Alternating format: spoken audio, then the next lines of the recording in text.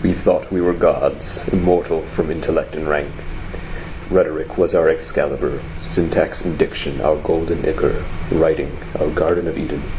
But as we devoured our apples, wallowing in our own delusions, we failed to realize that the garden was not a garden at all. Seeds of doubt and saplings unbudding was all that existed, stagnant, unable to bloom like granary spokes. We thought we were masters of English amidst those sophomoric days. We were wrong. Alright. Come on, shit. Give me some flowers. Monster! No, I can't take it.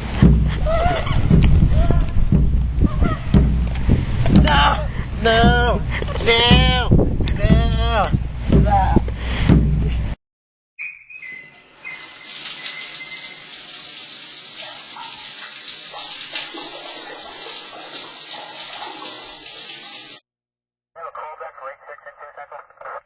Negative K, nothing further, just Kitty Cabby on the corner. Final arrival.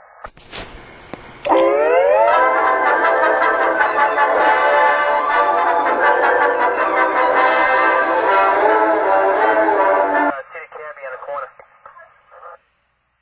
Final arrival. Alright, 10 flight, 6 and 2, 1090G.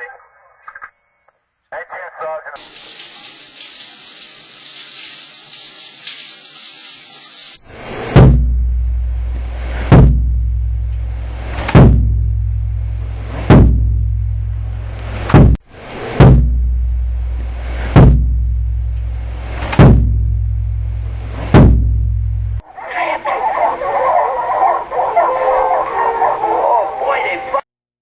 Call back for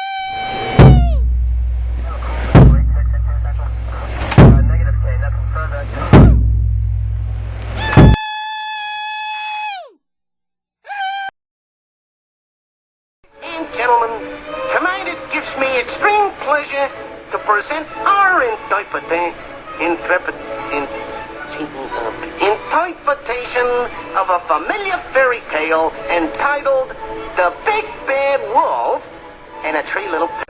Go on back to the forest where you belong. Be a nice little rabbit. Ooh, ouch, ouch! What are you trying to do?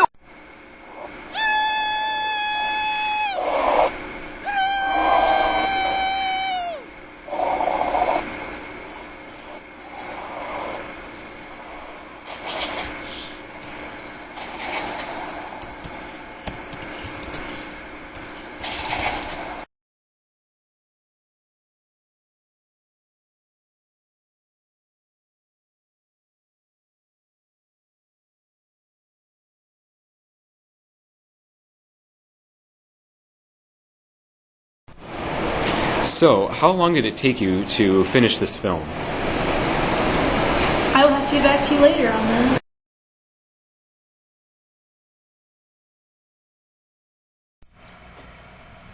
I really wanted this movie, right off the bat, to be a jab at popular culture. We really wanted to showcase the absurdity of blockbuster films and how they are marketed and portrayed. So we put in the drama suspense, the gravel-voiced pondering man who speaks like an 18th century aristocrat. The needless humor and action scenes, drama, destruction, countless cliches, the whole shebang. It's kind of funny. We actually drew back to our time in AP English 11 when doing this film, to our unit on pop culture, and used its themes to really shape the movie into what it is today, and connect that unit and pretty much the whole class to how it improved our capabilities. That was the symbolism behind the movie. We really wanted it to reflect on what we learned from popular culture into the movie to help make it a success, and it was a success. And it was really cool because everything that the monster destroys in the movie was a tip of the hat to all the barriers to reading, writing, and rhetoric that we ourselves destroyed in AP English 11.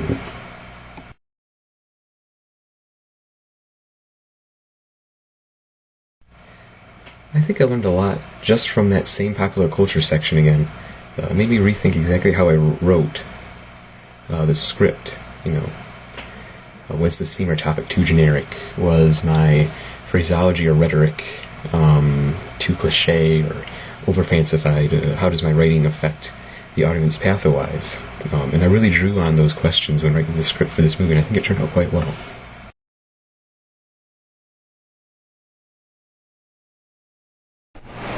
Do you think there's one issue that every writer experienced during this year? Very clearly, I'd have to say the writer's block you get when you read a prompt and you don't exactly know how you want to respond to it, and there's no real creativity coming to your mind. And I feel like this was the same way with Joe Brody and Godzilla when he had the seismograph and he was getting the readings and they were too synchronized to be anything like an earthquake or anything, and he knew that had to be the steps of something big, but nobody believed him. And once he finally convinced himself and convinced others, like we do through a response to the prompt, once we finally get that real energy and start with the momentum, you can't stop us, but that's the hardest part to break through it. For him too was convincing everybody else that that was a monster, that wasn't just an earthquake, and I definitely think that's the biggest issue that we have every year.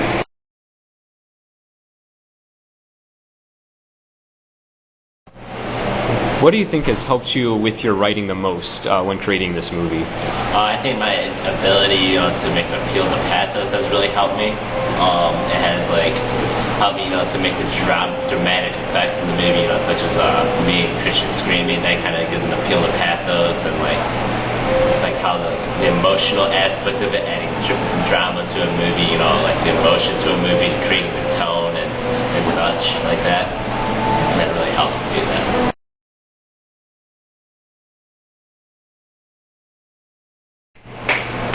How is the monster's evolution really shown in the movie? Well, most people go and they see that evolution is most closely correlated towards physical metamorphosis. However, evolution at its most rapid rate is observed through the processing of the cerebral cortex. Now, Godzilla, even though he was a monster, he had an intellect with a seemingly non-existent maximum capacity to his mental capabilities. He immediately understood and counteracted any attempt to try and halt his endeavors. He was truly the perfect monster, nearly invincible.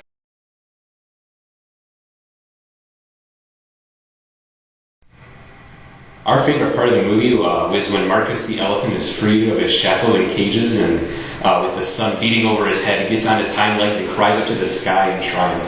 That's the ecstatic feeling we kind of felt, I guess, when we got rid of all the restrained writing we had once we entered AP English 11.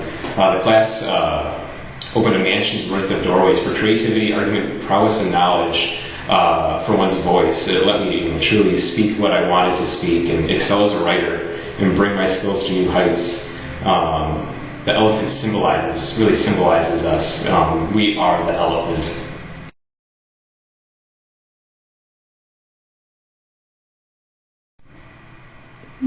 One of my favorite scenes was the judge who symbolizes the media being filmed during the race as a reporter. He's basically judging the racers as they try their hardest to succeed. That's the pressure I felt before my junior year.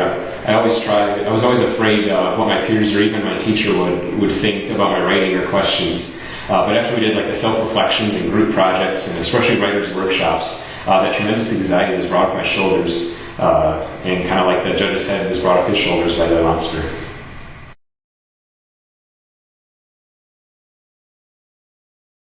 So throughout this year, procrastination has been a struggle for me and a lot of people. I would get a paper and just say, oh, I'll do this tomorrow, and eventually wait until the day before it's due. And then I'd be up all night trying to hurry up and finish this whole paper and not really give myself time to edit it or anything. But with a lot of practice and discipline, I was able to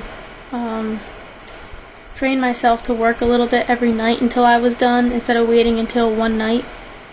And by doing this, my grades improved on my papers, and I was a lot happier with how they turned out. And then this movie was the ultimate test of my ability to stop procrastinating, because there was no time to procrastinate with this big project. And so with the skills that I learned and the rest of us learned, we were able to finish it on time before the date was due.